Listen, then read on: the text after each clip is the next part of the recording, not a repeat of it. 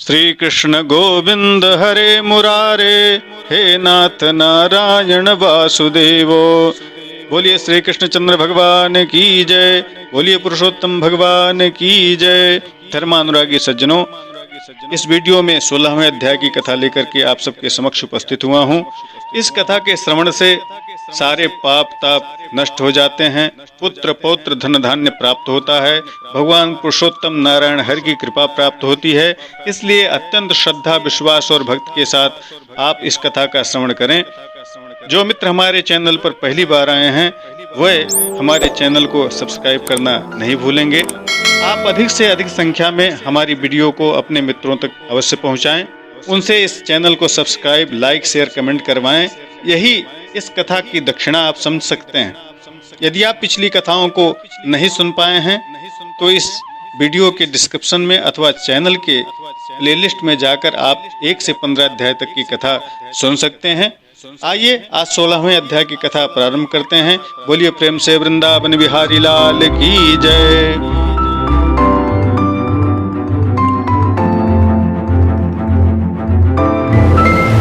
षोडशोऽध्यायः। श्रीनारायण उवाच शृणु नारद वक्ष्येऽहं यदुक्तं वृणधन्वने, वाल्मीकिना महाप्राज्ञो चरितं परमाद्भुतं। वाल्मीकिरुवाच दृढधन्वन महाराज शृणुस्व वचनं मम, सुपर्णः केशवादेशो दिदमाह द्विजेश्वरम्। गरुण उवाच सप्तजन्मसुते पुत्रो सुखं नास्तीति यद्वचः, हरिणोत्कं द्विजश्रेष्ठ तत्त्वैव तवाधुना।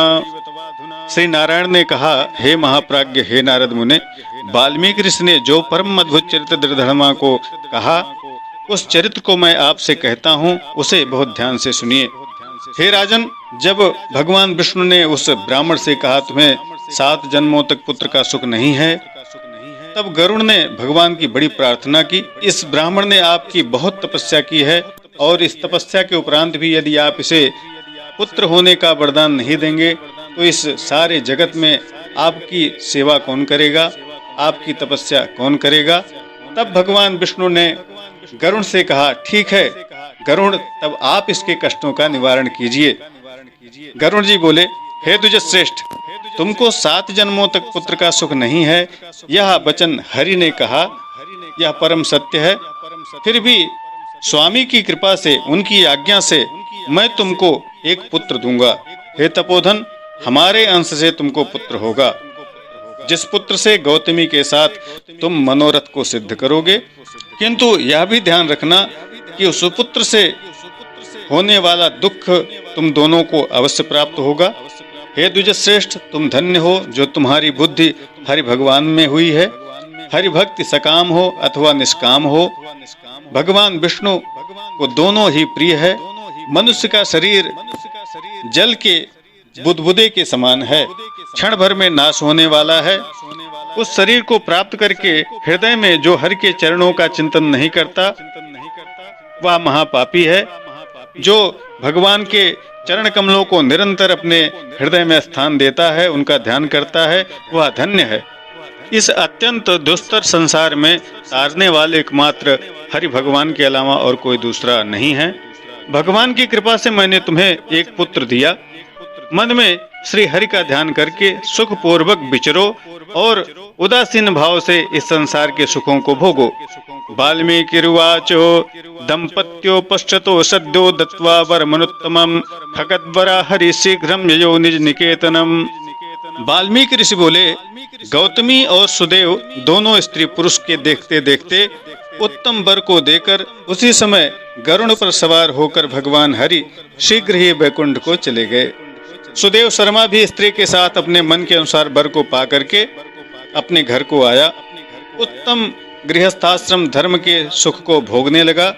कुछ समय बीतने के बाद गौतमी को गर्भ रहा और 10वें महीने में उसका गर्भ पूर्ण हुआ। प्रसूति काल आने पर गौतमी ने उत्तम पुत्र को जन्म दिया।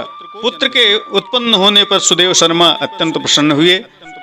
श्रेष्ठ ब्राह्मणों को बुलाकर जात कर्म संस्कार किया और अच्छी तरह स्नान कर ब्राह्मण श्रेष्ठ सुदेव शर्मा ने उन ब्राह्मणों को बहुत सा दान दिया।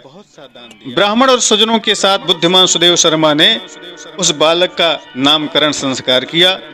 कृपालु गरुड़ जी ने मुझे यह पुत्र दिया है, शरतकालीन चंद्रमा के समान उदय को प्राप्त तेजस्वी यह शुक के समान है, इसलिए मेरा प्रिय पुत्र शुकदेव नाम वाला होगा। माता के मन को आनंद देने वाला पुत्र पिता के मनोरथों के साथ साथ शुक्ल पक्ष के चंद्रमा के समान वह पुत्र बढ़ने लगा। पिता ने हर्ष के साथ उसका समय आने पर उपनयन संस्कार किया, गायत्री मंत्र का उपदेश किया। इसके बाद वह बालक वेदारंभ संस्कार को प्राप्त करके ब्रह्मचर्य व्रत में चला गया। उस ब्रह्मचर्य के तेज से युक्त बालक साक्षात दूसरे सूर्य के समान दिखाई पड़ने लगा। बुद्धि सागर उस बालक ने वेद का अध्ययन आरंभ किया। बालक ने सद्बुद्धि से अपने गुरु को प्रसन्न किया और गुरु के एक बार कह देने मात्र से उसे समस्त ज्ञान प्राप्त हो गया। वाल्मीकि ऋषि बोले, एक समय कोटि सूर्य के समान प्रभाव वाले दैवल ऋषि आए। उसको देखकर हर्ष से सुदेव शर्मा ने उन्हें दंडवत किया, प्रणाम किया, अर्घ्य पाद्य आदि से विधि पूर्वक उनका पूजन किया और महात्मा दैवल के लिए आसन प्रदान किया। अति तेजस्वी दैवल ऋषि उस आसन पर बैठ गए। अपने चरणों पर बालक को गिरते हुए देखकर दैवल ऋषि बोले, दैवल उवाच भो भो सुदेव धन्योसी तुष्टते भगवान हरिः यतस्त्वं प्राप्तवान् पुत्रं दुर्लभम सुंदरम वरम। दैवल मुनि ने कहा, भो भो सुदेव तुम धन्य हो, तुम्हारे ऊपर भगवान प्रसन्न हुए क्योंकि तुमने दुर्लभ सुंदर श्रेष्ठ पुत्र को प्राप्त किया। ऐसा विनीत बुद्धिमान बोलने वाला वेद पाठी शीलवान पुत्र जल्दी किसी को कहाँ प्राप्त होता है। हे पुत्र यहाँ आओ, तुम्हारे हाथ को देखता हूँ इसमें क्या है। सुंदर छत्र, 2 चामर, जवरेखा के साथ कमल, जानु तक लटकने वाले हाथी के सूंड के समान तुम्हारे हाथ, कान तक फैले हुए विशाल नेत्र, गोल आकार का शरीर, त्रिबली से युक्त पेट। इस प्रकार उस बालक के विषय में कहकर उस ब्राह्मण को उत्कंठित देखकर दैवल ऋषि बोले, अहो हे सुदेव, यह तुम्हारा लड़का गुणों का समुद्र है। कंधा और कोख का संध्य स्थान बड़ा गूढ़ है। शंख के समान उतार चढ़ाव युक्त गला, ऊंची छाती, लंबी गर्दन, बराबर कान, बैल के समान कंधे वाला, इस तरह समस्त लक्षणों से युक्त यह पुत्र श्रेष्ठ भाग्य का निधि है। एक ही बहुत बड़ा दोष दिख रहा है जिससे यह सारा फल व्यर्थ सा हो गया। इस प्रकार कहा करके दीर्घ श्वास लेते हुए दैवल ऋषि कांपते हुए बोले, पहले आयु की परीक्षा करना चाहिए, इसके बाद लक्षणों को कहना चाहिए, क्योंकि यदि आयु ही नहीं है तो बहुत सारे लक्षणों उनसे क्या प्रयोजन। हे सुदेव, यह तुम्हारा लड़का 12वें वर्ष में डूबकर मर जाएगा। उससे तुम मन में शोक मत करना, क्योंकि यह निसंदेह होकर ही रहेगा और जो मर गया है उसको औषधि देने से भी कोई लाभ नहीं होता। इसलिए तुम बहुत ज्यादा व्यर्थ में शोक मत करना। 12वें वर्ष में या तुम्हारा पुत्र डूबकर मर जाएगा। वाल्मीकि मुनि बोले, दैवल मुनि इस प्रकार कहकर ब्रह्मलोक को चले गए और गौतमी के साथ सुदेव ब्राह्मण पृथ्वी पर गिर गया। पृथ्वी पर पड़ा हुआ दैवल ऋषि के कहे हुए वचनों को स्मरण करता हुआ चिरकाल तक वह विलाप करने लगा। उसके बाद गौतमी धैर्य धारण करती हुई पुत्र को अपनी गोद में लेकर प्रेम से पुत्र का मुख चुंबन करके पति से बोली, हे द्विजराज, होने वाली वस्तु में भय नहीं करना चाहिए। जो न होने वाला है वह कभी होगा नहीं और जो होने वाला है वह होकर रहेगा। न भाव्यम भविता कुत्रो भाव्यमेव भविष्यति किंतु नो दुःखमापन्ना नल राम युधिष्ठिरा। क्या राजा नल, रामचंद्र और युधिष्ठिर दुख को प्राप्त नहीं हुए?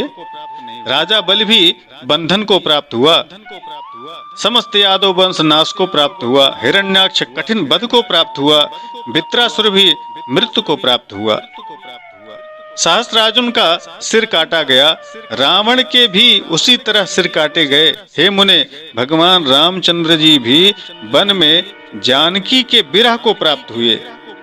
बंधनम बलिराजापि प्राप्तवान् यादवक्षयम् हिरण्याक्षो बधं घोरं वित्रोऽपि निधनं गतः कार्तवीर्यासुरक्षेदं रावणोऽपि तथाप्तवान् विरहं रघुनाथोऽपि जानक्या प्राप्तवान् मुने परीक्षितपि राजर्षि ब्राह्मणान् मृत्युमाप्तवान् एवं ये भाविनो भावा भवन्त्येव मुनीश्वरो अतः उत्तिष्ठ हे नाथो हरिं भज सनातनम शरण्यम सर्वजीवानां निर्वाणपददायकम।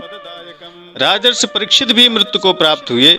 हे मुनीश्वर, इस प्रकार जो होने वाला है वह अवश्य होता है, इसलिए हे नाथ उठिए और सनातन हरि भगवान का भजन करिए, जो समस्त जीवों के रक्षक हैं और मोक्ष पद को देने वाले हैं।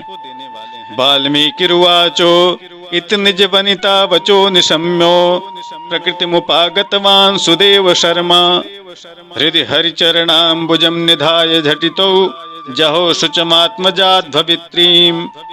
वाल्मीकि ऋषि बोले, इस प्रकार सुदेव शर्मा ने अपनी स्त्री गौतमी के वचन को सुनकर स्वस्थ होकर के हृदय में हरि भगवान के चरणों का ध्यान करके पुत्र से भविष्य में होने वाले शोक को त्याग दिया। श्री बृहन्नारदीय पुराणे पुरुषोत्तम मास माहात्म्ये श्री नर नारायण संवादे दृढ़धन्वोपाख्याने सुदेव प्रतिबोधो नाम षोडशोऽध्यायः। बोलिए वृंदावन बिहारी लाल की जय, बोलिए श्री कृष्णचंद्र भगवान की जय। इस तरह से पुरुषोत्तम मास महात्म्य के 16वें अध्याय की कथा संपन्न हुई। आप हमसे फेसबुक, इंस्टाग्राम, ट्विटर पर भी जुड़ सकते हैं। आप हमें व्हाट्सएप कर सकते हैं। हमारे इस वीडियो को अपने मित्रों तक अवश्य शेयर करें। चैनल को सब्सक्राइब, लाइक, शेयर, कमेंट करना आप नहीं भूलेंगे। इसी के साथ नमस्कार, जय विश्वनाथ, ओम नमो भगवते वासुदेवाय।